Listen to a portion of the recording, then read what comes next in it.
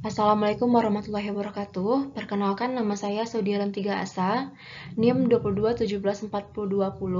Saya merupakan mahasiswa program Magister Pendidikan Bahasa Indonesia, Fakultas Bahasa dan Seni, Universitas Negeri Padang. Pada kesempatan kali ini, saya akan bahas materi pada mata kuliah Sosiolinguistik Pendidikan mengenai perubahan bahasa serta bahasa dan budaya. Pada perubahan bahasa ini terdapat materi mengenai pandangan tradisional, gender dan perubahan bahasa, serta lokapasar linguistik dan perubahan bahasa. Lalu, pada bahasa dan budaya terdapat materi mengenai kekerabatan, taksonomi, terminologi warna, prototipe, tabu, dan eufemisme.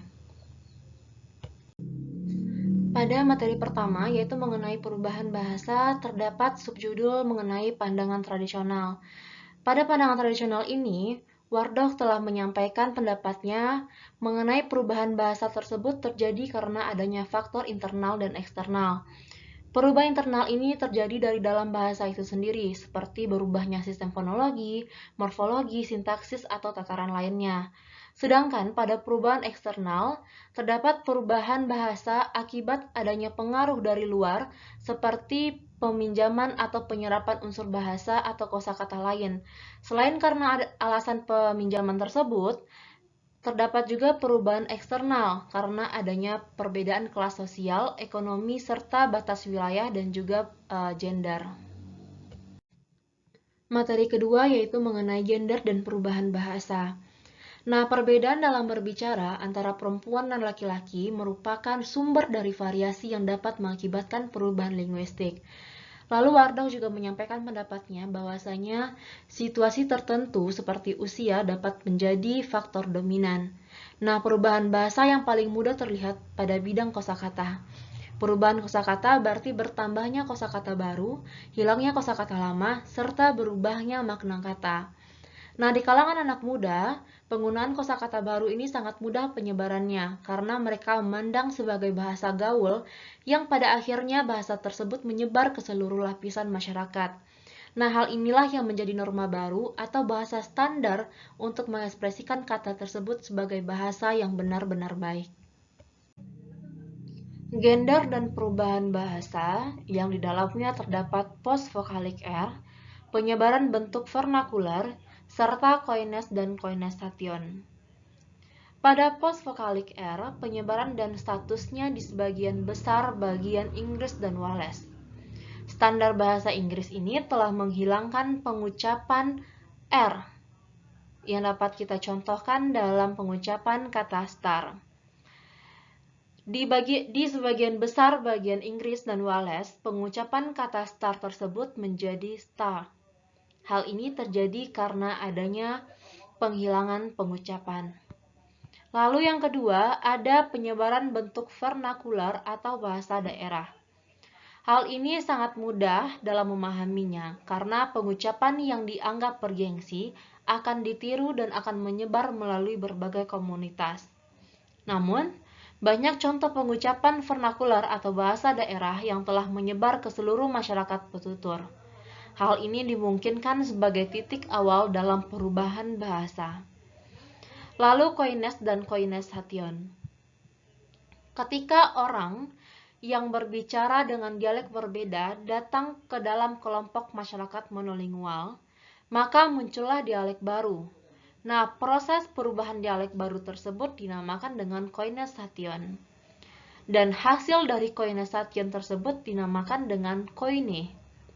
Koine biasanya memiliki beberapa fitur yang merupakan kontribusi dari masing-masing dialek. Dan sebagian besar fitur tersebut biasanya muncul dari dialek kelompok terbesar dari penutur. Lalu materi selanjutnya yaitu mengenai perubahan bahasa dan lokapasar linguistik. Nah, ucapan atau ekspresi linguistik ini selalu dihasilkan dalam konteks atau pasar tertentu. Nah, pasar linguistik ini mengacu kepada bagaimana bahasa tersebut digunakan dalam interaksi sosial, memberi dan menerima. Bahasa bukan hanya media pertukaran yang netral, namun bahasa juga diambil dari penggunaannya yang di dalamnya terdapat nilai simbolis. Materi selanjutnya yaitu bahasa dan budaya. Bahasa dan budaya merupakan dua hal yang saling berkaitan. Hal ini telah diutarakan oleh Hall bahwa dua orang yang berasal dari budaya yang sama berarti mereka menafsirkan dunia dengan cara yang sama pula, mengekspresikan diri, pikiran, dan perasaan mereka dengan cara yang mereka pahami. Hal ini dapat dipahami bahwa dua orang yang berasal dari budaya yang sama akan menggunakan bahasa yang sama dalam berkomunikasi. Lalu Wardah juga menegaskan bahwasanya budaya tersebut bergantung kepada orang yang menafsirkan dengan pemahaman yang sama.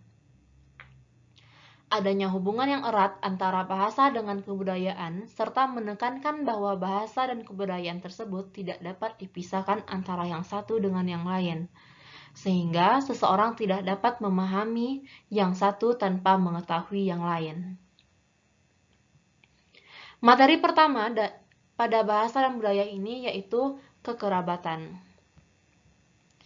Sistem kekerabatan merupakan ciri universal bahasa, karena kekerabatan sangat penting dalam organisasi sosial.